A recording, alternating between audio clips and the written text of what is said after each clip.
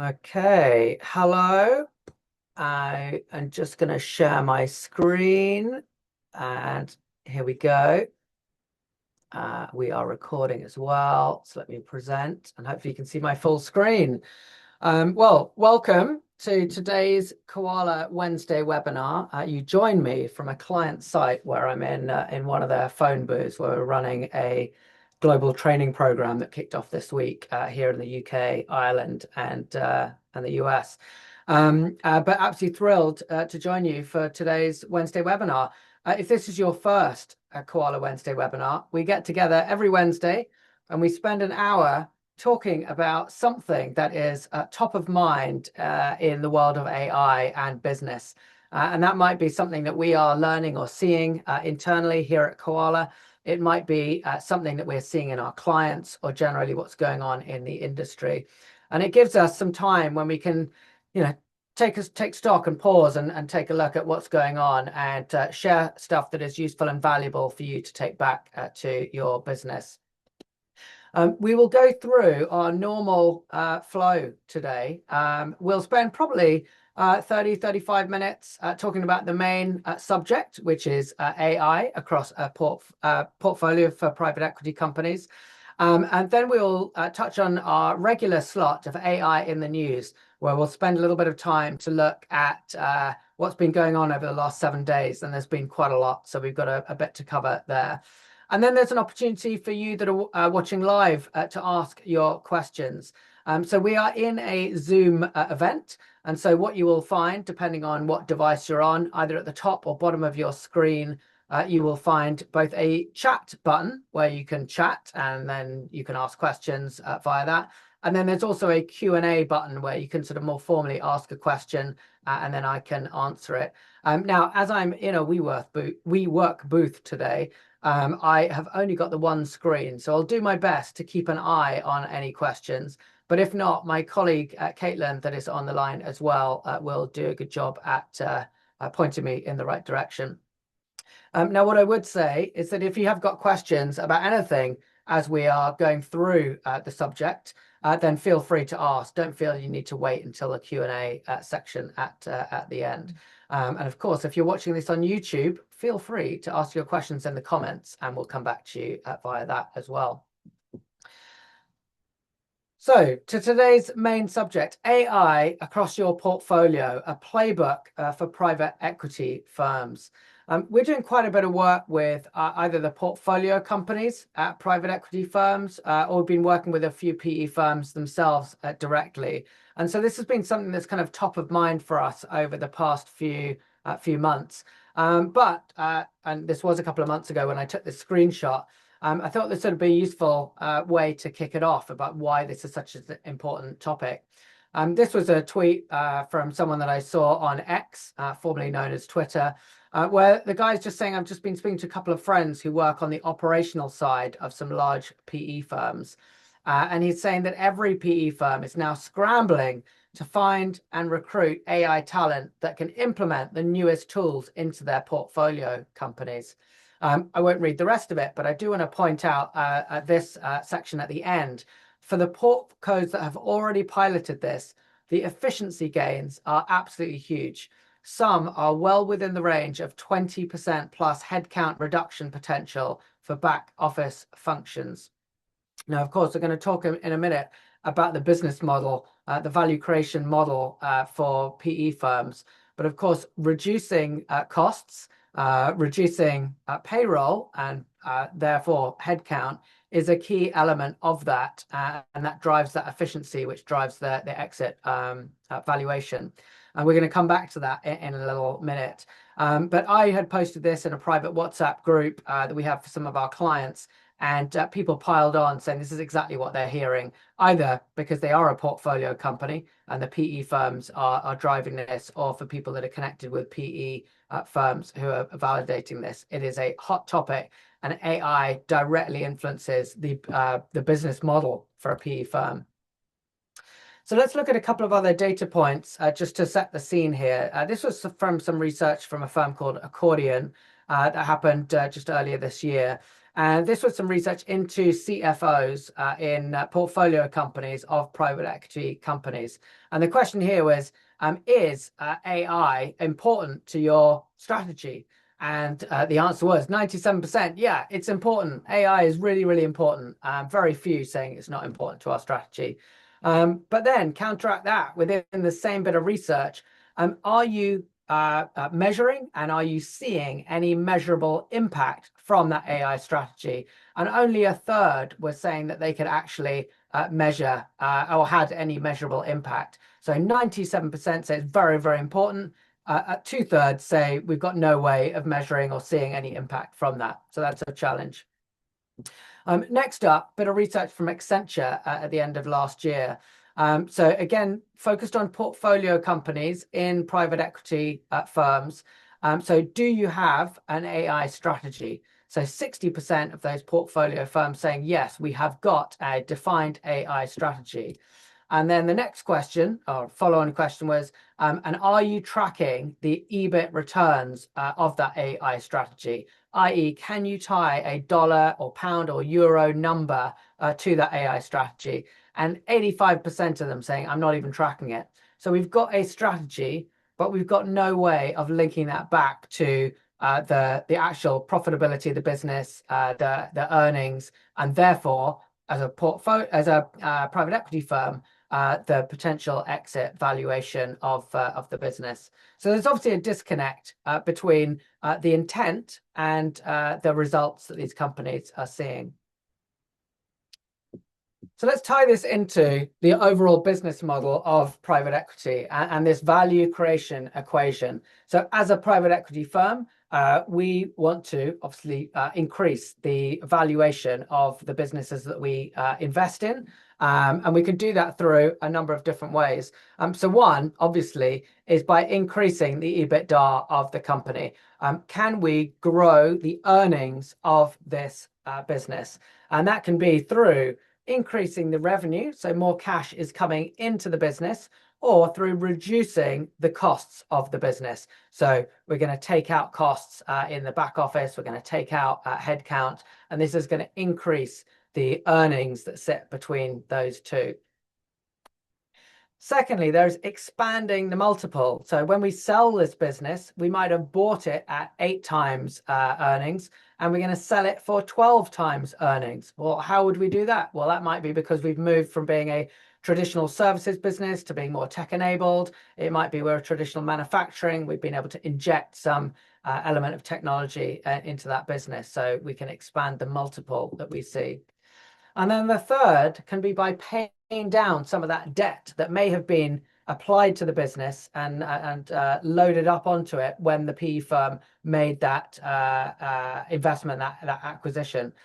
So can we take some of the operating cash flow and use that to pay down the debt, so that when we do sell, more of that money goes back to equity and less to pay off the debt.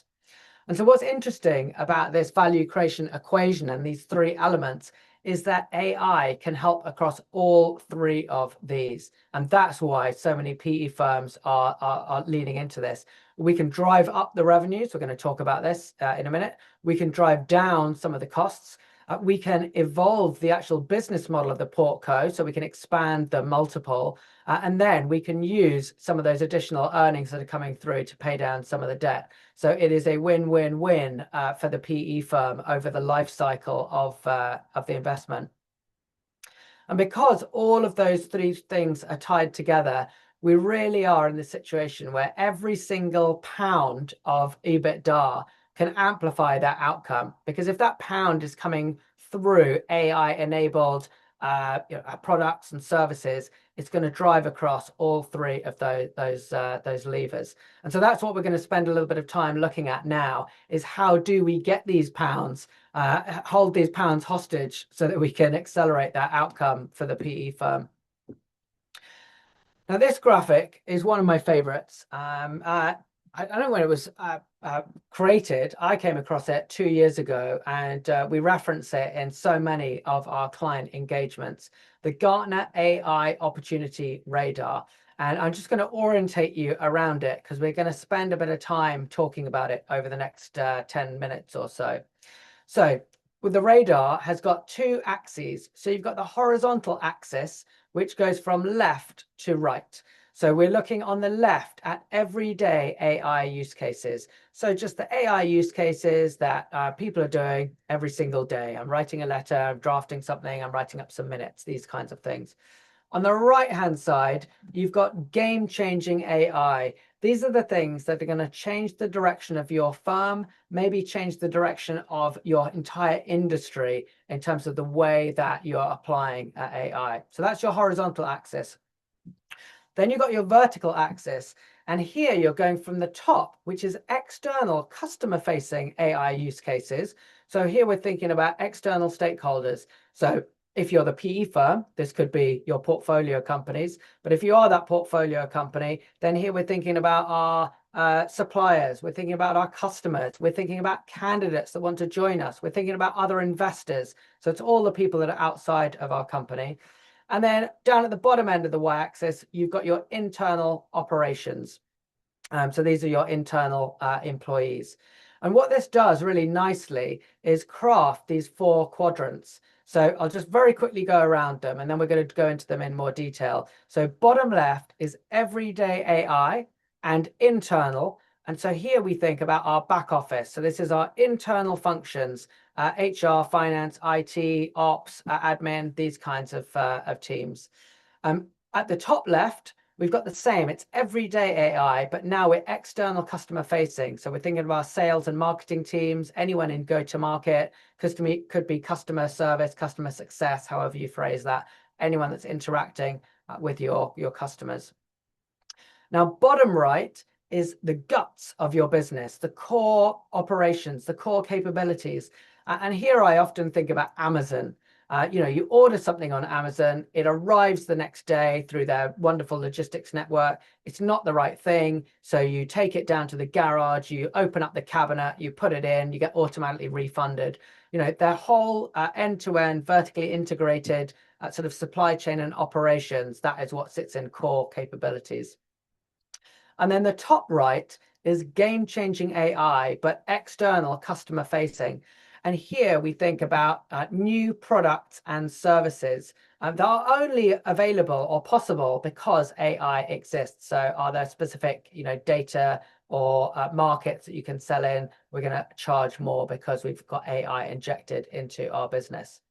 So this is the Gartner AI Opportunity Radar. Now, what you can do is just draw a diagonal line from the top left to the bottom right. And you can roughly say that anything that is on the bottom left of that line tends to be quite defensive.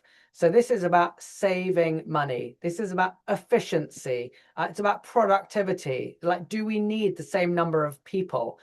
In that tweet that I showed you up at the start there about the guy saying, that portfolio companies were seeing a 20% efficiency gains or reduction in headcount. This is on the defensive side of the line. But over on the top right, you could call this offensive or proactive, value add, something like that. This is the opposite of defensive. This is creating stuff that is new and does not exist today and is more value add rather than taking cost out of the business. We're going to talk about this a little bit more detail, but what I really want to guide you towards is thinking more about the top right than just the top left. Because when you start to think about that, that exit multiple, it is the top right that is going to drive that multiple. The bottom left is there just really to help with the EBITDA. You might save some costs in the short term, but it's the top right that is really going to drive the exit valuation and the multiple. So let's go into a bit more detail about the back office here. So we talked about finance, we talked about HR, legal, IT, these kinds of teams. And here are some of the questions that you might want to be asking with your portfolio companies. So one is, do we need the same number of people at our current revenues? So if our business is doing 500 million of revenue this year, do we need the same number of people to achieve that next year? And again, going back to that tweet at the start, this is where you might say, well, actually, we think we can do with 20% less of these people to be able to deliver the same amount of work. A different question, which gets to the same point, is, well, can we grow while still maintaining the same number of people? So if the goal here is to go from 500 million to 700 million, well, you might have had a people plan, a payroll plan, that means we've got to add on 20% more people in finance, HR, legal in order to deal with all of this new revenue that's coming through. And that, I think this is a more interesting question, because this is more positive and it gets us towards that top right where we're thinking about how do we grow this business but using the same group of people that we've got. Other questions that you might be asking is, now when I look across our office, when I look across our processes, when I look across our people, what jobs here really need a heartbeat? What jobs here really need a brain and a hand? What needs the body? Or what is really a process, a skill, a workflow that we could build into an agent that our other humans can use? And as a PE firm, once we have seen that in one of our portfolio companies, what of these agents or skills can we templatize and share across the portfolio? Maybe there is an accounts payable agent that we have built that could be used across every single firm. Now, there's a phrase that you might have come across, and I think this is going to be really important, whether you're in a portfolio company, whether you're in a PE firm, whether you're in any organization, is that there are three types of people in work.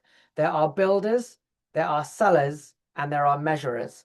So the builders are the people that build your product. So if you are a product company, they are genuinely the people that are building the product, the people that are manufacturing, the people that are writing the code. They are the builders.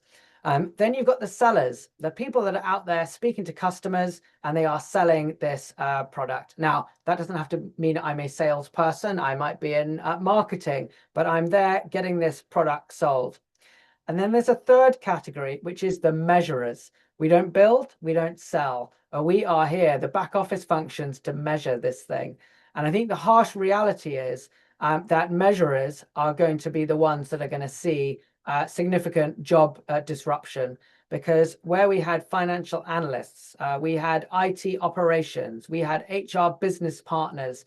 These are roles that are measurers. They're not building, they're not selling. And these are the ones that I think are ripe for being seen as replaced by agents or skills. So when you look across your teams, you might be thinking about that concept of builders, sellers, or measurers.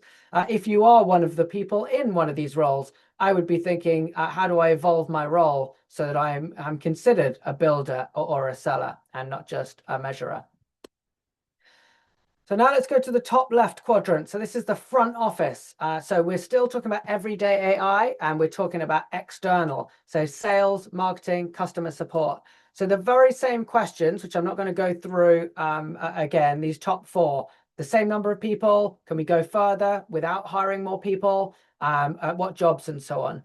But then these three other questions that I think are useful for you to talk about with your portfolio companies. So given that we've got AI, what new channels can we open up? So I'm thinking here about how we might interact with customers in a different way because we've got AI tools. How can we attract customers in a better way? Let's not just think about AI for ourselves, but think about our customers and prospects who are also using AI. They're sat in front of their own Claude, they're sat in front of their own ChatGPT, and they're asking, how do I estimate this? How do I find this? How do I solve this problem? How do we give them tools that can help them to interact with our people so that we can drive more pipeline that way?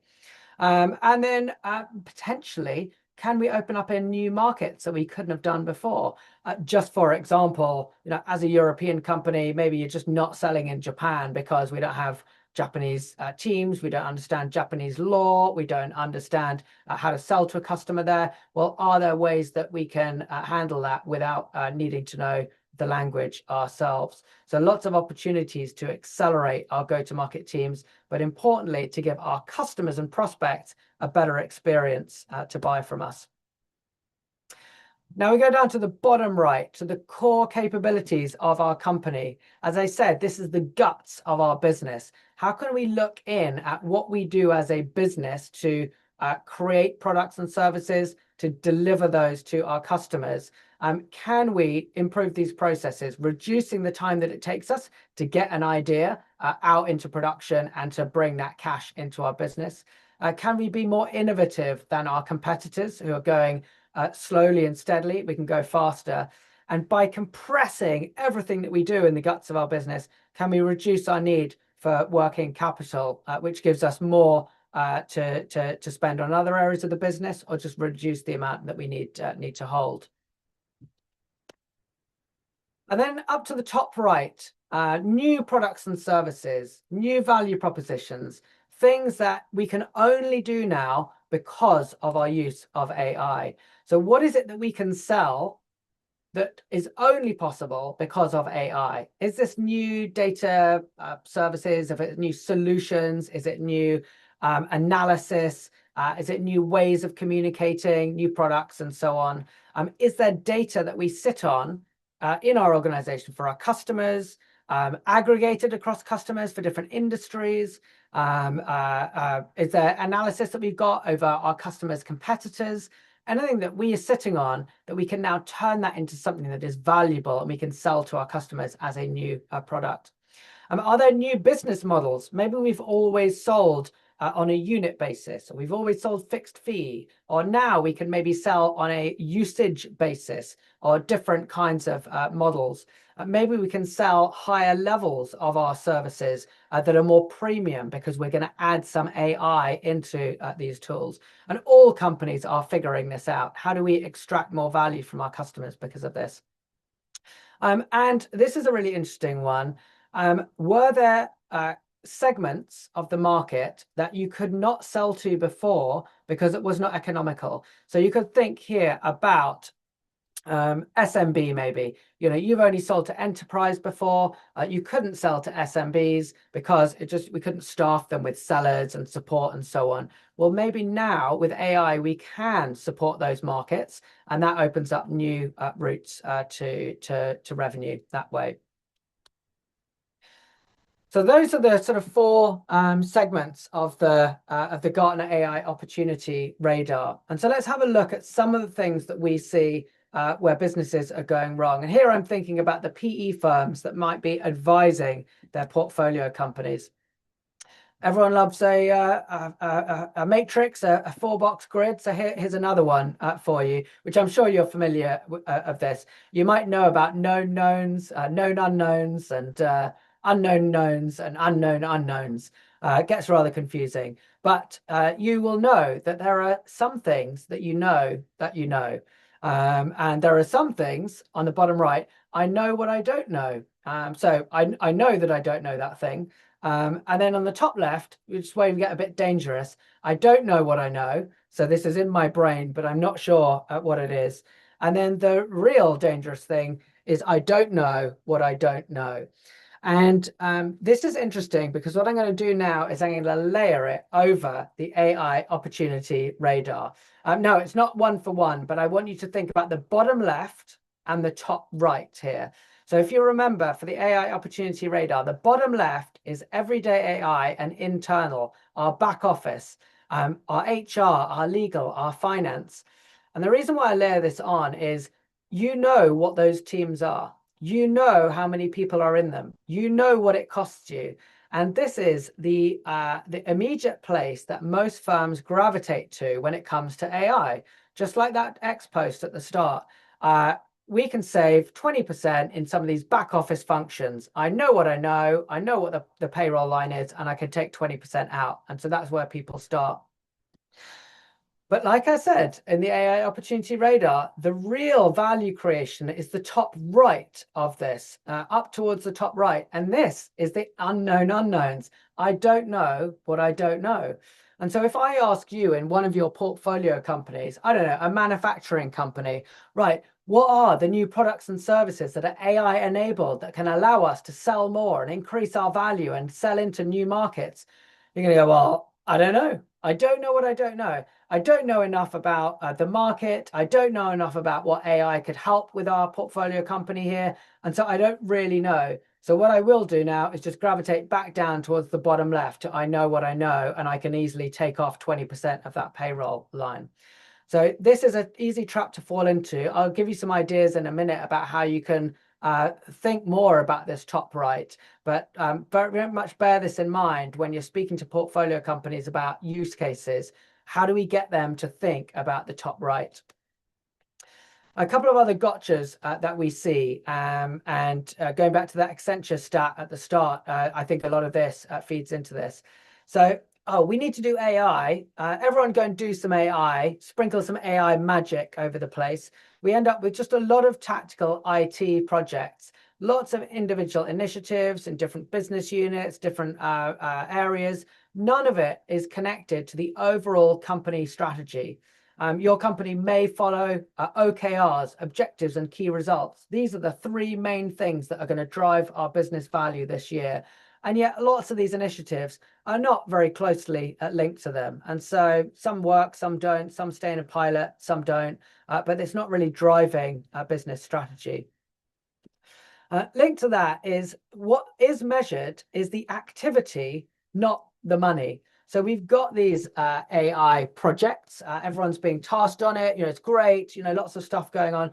Well, what are the numbers that you're measuring? Oh, well, we're tracking logins to ChatGPT. We're tracking the number of prompts in Claude. We're tracking the number of ideas that we are capturing. It's all good stuff that goes on a dashboard, but no one can tie this back to EBITDA. How much more did we sell? How much did we drive the selling price up on an average order size? How much did we save? And so no hard links, no links to these hard numbers that someone can point back to. In many organizations, no governance. So there's just a lot of these different ideas, but there's no one person who owns not just the AI strategy, but the governance of this. What is the AI center of excellence? What are the metrics? What are the numbers that we're driving, and how does this link back to the strategy? And so this lack of this oversight, either from the portfolio company themselves or from the PE firm that's actually helping to drive or instill that governance across either one firm or the overall portfolio. And then the final one that we see a lot of, not just in private equity portfolio companies, is just the gap between what individuals are doing and what the organization needs to do. And so over the last year, there's been a lot of experimentation, even in very AI forward companies. We're AI forward, we encourage people, go and get the tools. People have got some budget, go and experiment, see what happens. And the challenge is that is not filtering up to driving this organizational change. And so depending on how your business is structured, regions, business units, you want to be looking at those individual business units and regions and saying, right, what are the processes? What are the metrics? What is driving the OKRs or the goals for this business unit? And how do we inject AI across that process so that it is the team, the division, the company that is building these AI tools and systems, and not just relying on individuals? So here are a few things that we're seeing that are working that you can follow. So the first is instead of just running off with these 25 sort of IT projects and going, let's just see what happens. Let's come back to defining what the vision is. So for an individual portfolio company, when we're thinking about AI in our organization, what is our vision?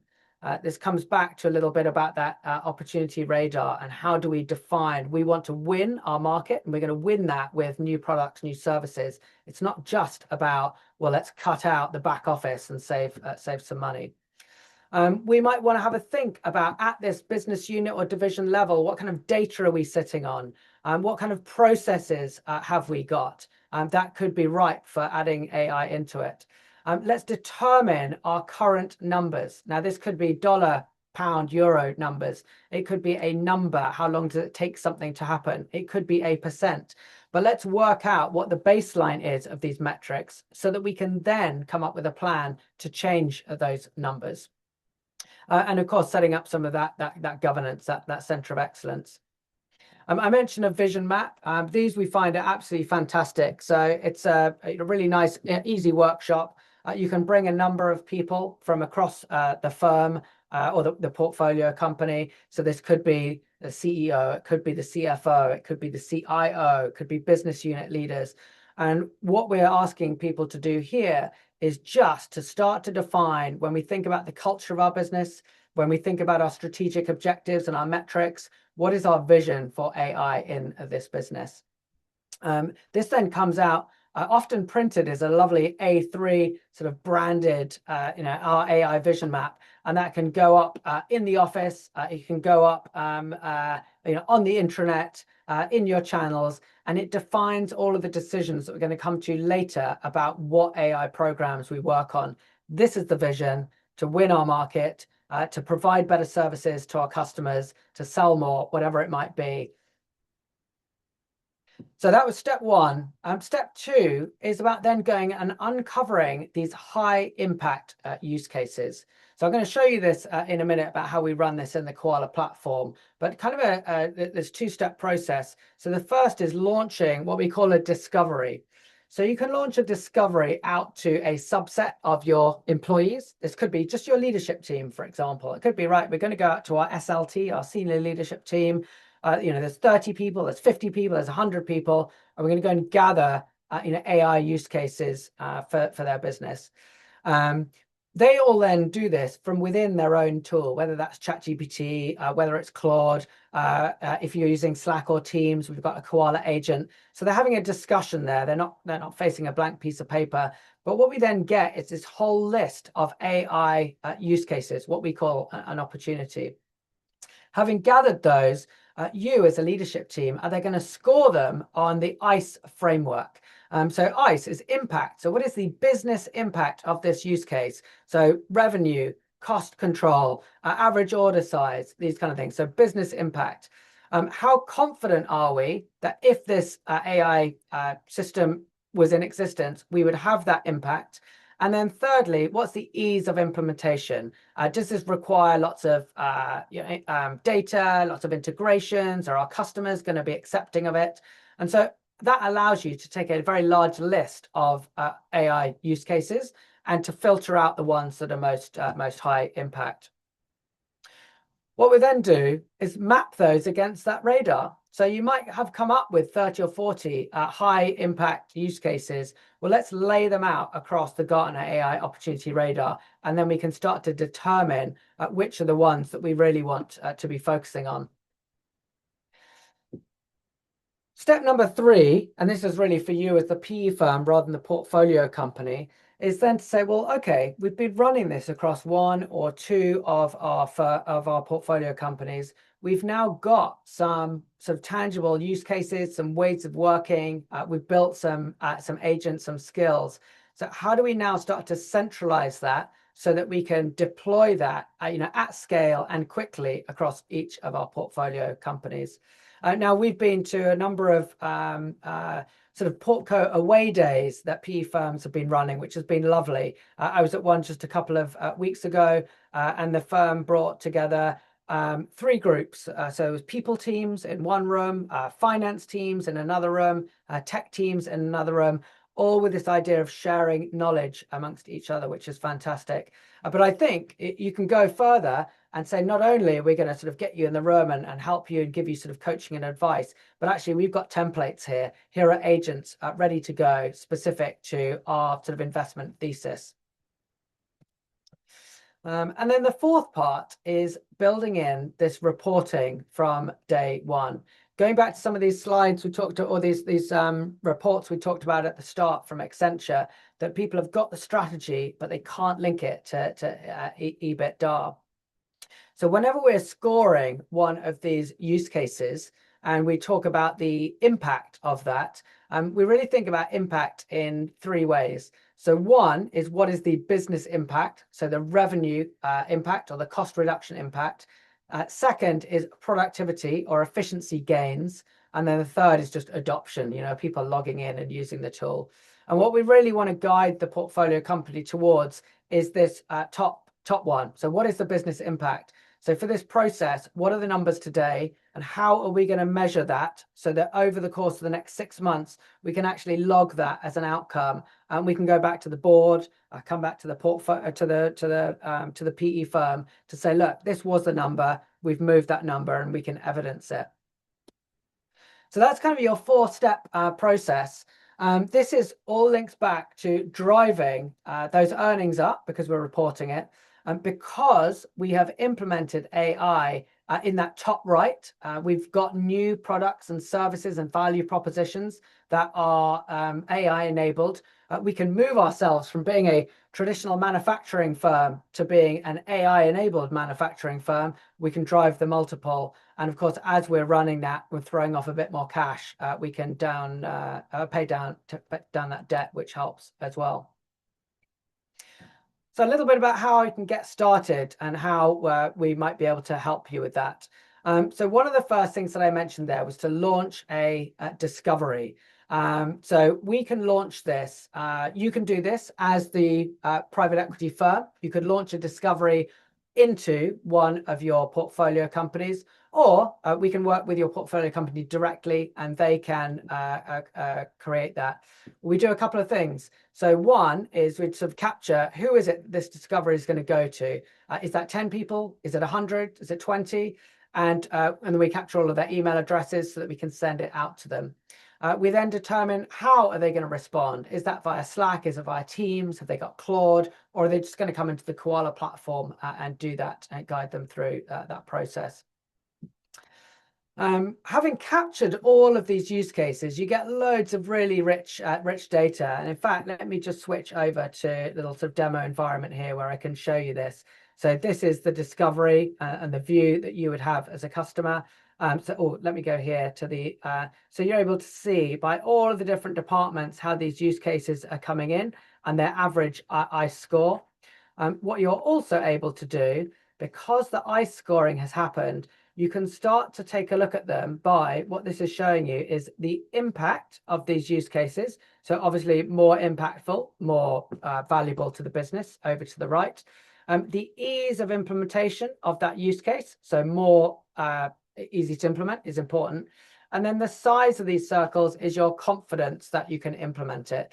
And so you can have a look around here. Well, we've gathered 20 or 30 use cases, but actually it's these ones in the top right that we should be focusing on because they are the more impactful, easy to implement, and we're confident. So that's helpful for you as well.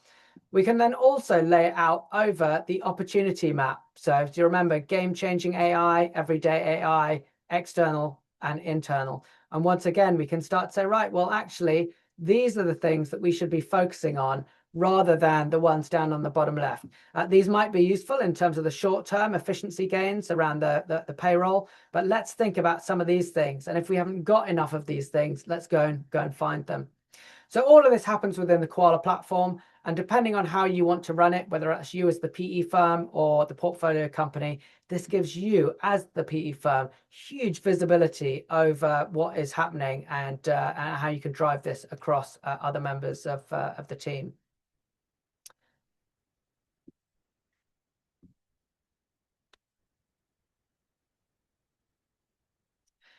All right. So that brings us to the end of the core part of our subject today. I hope you found that valuable, whether you are coming to it from the firm, the investment firm, or whether you're coming to it from the portfolio company.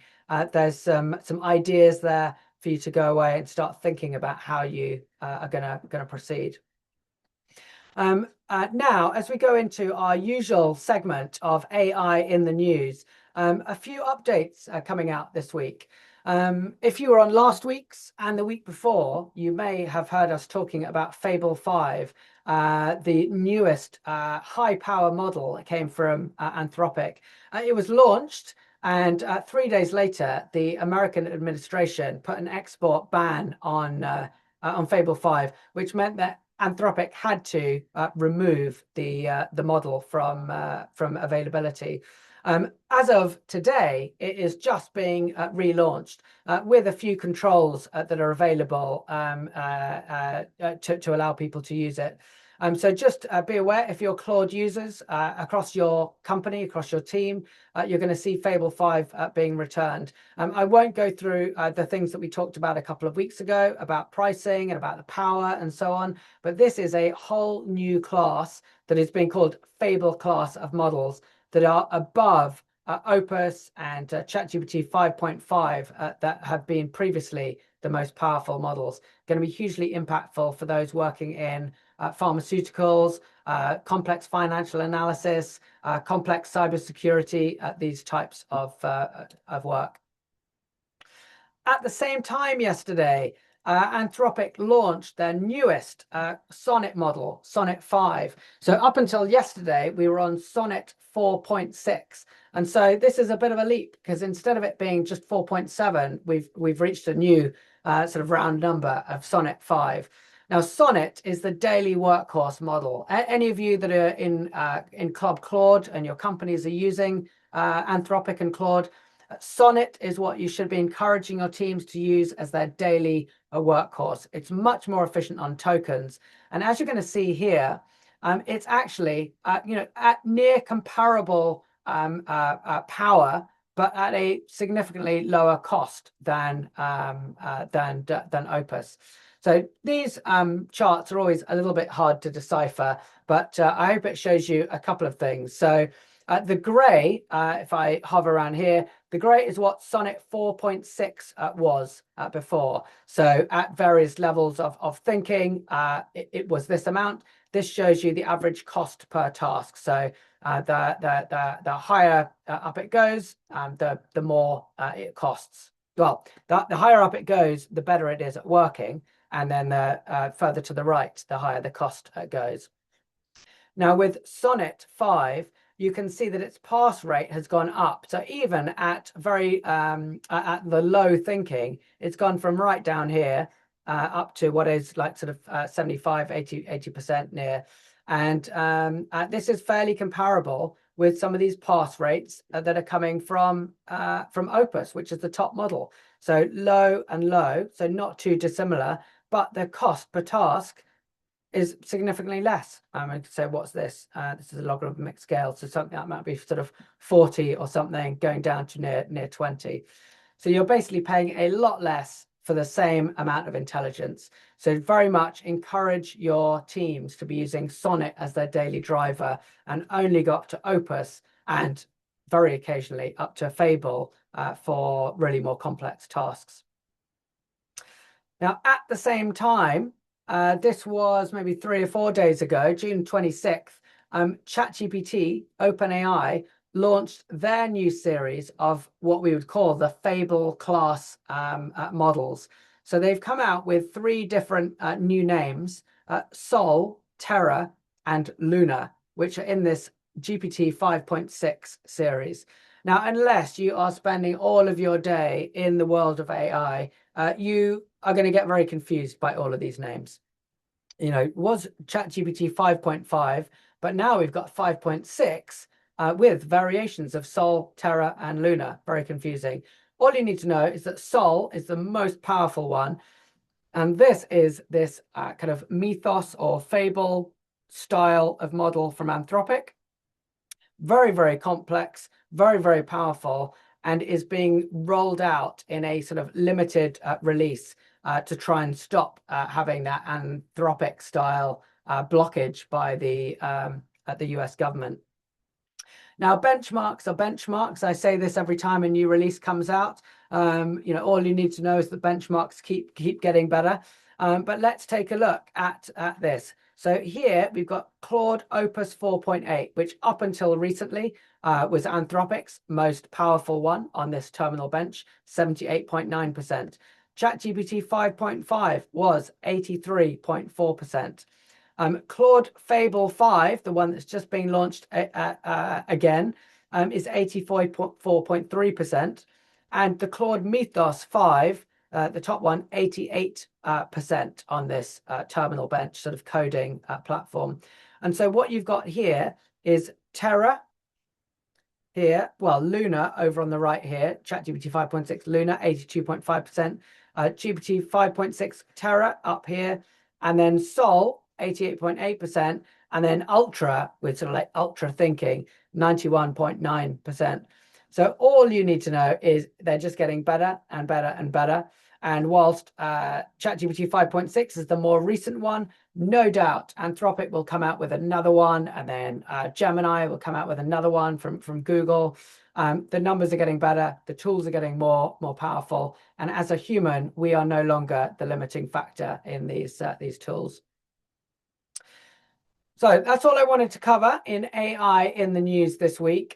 New tools, some recurring tools. Go and test them out. If you're an Anthropic user, then you're going to find Sonnet 5 in your account right now, and you would expect to see Fable 5 a little bit later. If you've got any questions, do feel free to ask them, but I haven't seen any that have come through in the chat, so I'll keep an eye on that afterwards. If you're watching on YouTube, thank you very much for joining us. You can put a comment into the YouTube channel and we will come back to you with any questions and answers there. Thank you very much. And next week, we are going to be having another one of our fantastic Spotlight webinars where I'll be interviewing Henry Chart, the CEO of CFS. CFS is a construction manufacturer, and this really feeds into what we were talking about earlier about transforming a traditional manufacturing business into an AI-enabled technology business. And we're going to talk about that journey into building out their new structural engineering platform built on the Anthropic platform. So you can hit that QR code or go to kowalah.com and then look for webinars in the resources section. And I will chat to you next Wednesday. Goodbye.